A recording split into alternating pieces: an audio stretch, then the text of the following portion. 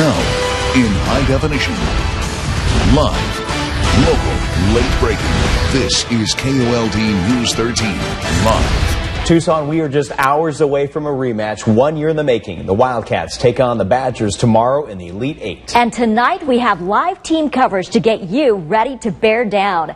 Damian Alameda is live in California with details on what makes this year's game different from last year's. But first, one thing that is definitely different, how Tucson police plan to deal with crowds in downtown. KOLD News 13's J.D. Wallace joins us now live with those details. J.D. Dan, police are wildcats too. That's what Tucson police have been saying as part of their reason for having officers mingle among the crowds instead of preparing for the worst like they did last year. You do have to walk that fine line. Although we're there having a good time and we're rooting on the Wildcats and we support the U of A, we also have to pay attention to what's going on. And we got to make sure there's no injuries, property's okay. But really, I think it was pretty apparent yesterday that we were out there to support the fans and the Wildcats. Last night showed that it must have paid off. Officers in reflective vests took pictures with fans. About 70 Tucson police officers were in the main gate area last night, but more were available if necessary. They closed University Boulevard before the game and kept it closed until after it ended.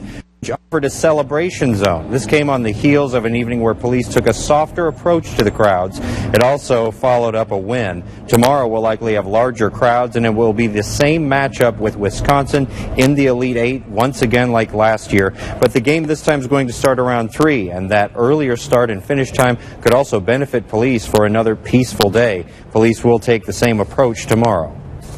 I definitely felt like they were more friendly, and last year people were kind of scared of them, the whole rioting thing. So yeah, definitely more friendly and just like a precaution versus leading to force. We're expecting a larger crowd, but like you said with the day game, people aren't really as rambunctious, so I think tomorrow will go just as smooth, if not smoother. The sheriff's deputies downtown and also DPS along 4th Avenue will be taking a similar approach. They are expecting larger crowds in those areas, and that might require more staff there as well. Near the U of A, J.D. Wallace, KOLD News 13, live local late breaking. All right, thanks so much, J.D. And like we mentioned, this is an exact rematch from last year. Arizona versus Wisconsin in the Elite Eight. So what's different this time around? Damian Alameda says there was one special person that sets Arizona apart from Wisconsin. Damian joining us from Staples Center in Los Angeles.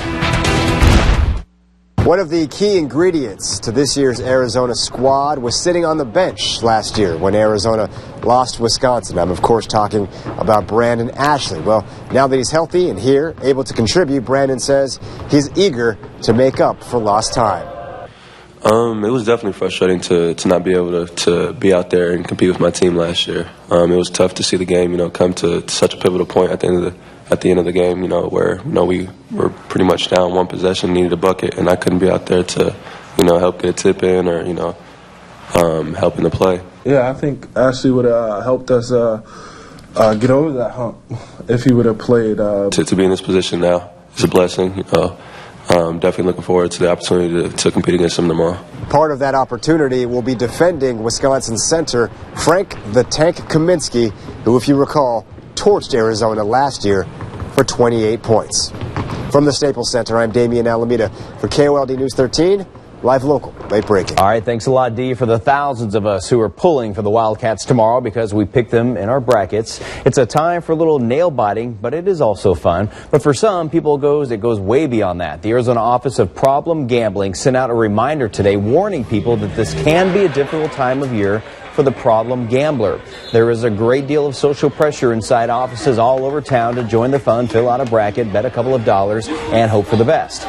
But for the problem gambler, even a small wager can become a trigger for something worse to come. And so what I think is those office people that are doing brackets and all that kind of stuff, that if a coworker says no the first time, they should just let that go. Now, for those who may be concerned about a loved one, or if you're concerned for yourself, the hotline for help is 1-800-NEXT-STEP. Easy to remember. That's also 1-800-639-8783. Now, tip-off between the Wildcats and Badgers is tomorrow at 3:09 p.m. at the Staples Center in Los Angeles. For scores and much more, check out our U of A basketball page. It's under the Sports tab at TucsonNewsNow.com. And during the game, you can be part of a live chat with our sports team. Wes? I'll tell you what, it's going to be hot if you're going to be watching that one outside in the back porch, anything like that. It will be almost as warm as today, if not just as warm. We hit 93 this afternoon, just 1 degree shy of the record. It was 94 here in Tucson. Areas like Phoenix were in the mid-90s, Yuma 96 degrees, not quite as bad. Nogales, you hit 88 for a high today. We're back down to 70 right now. We're going to wake up with temperatures in the 50s and 60s early tomorrow morning, but we're going to heat right back up. We'll talk about that record-breaking heat coming up.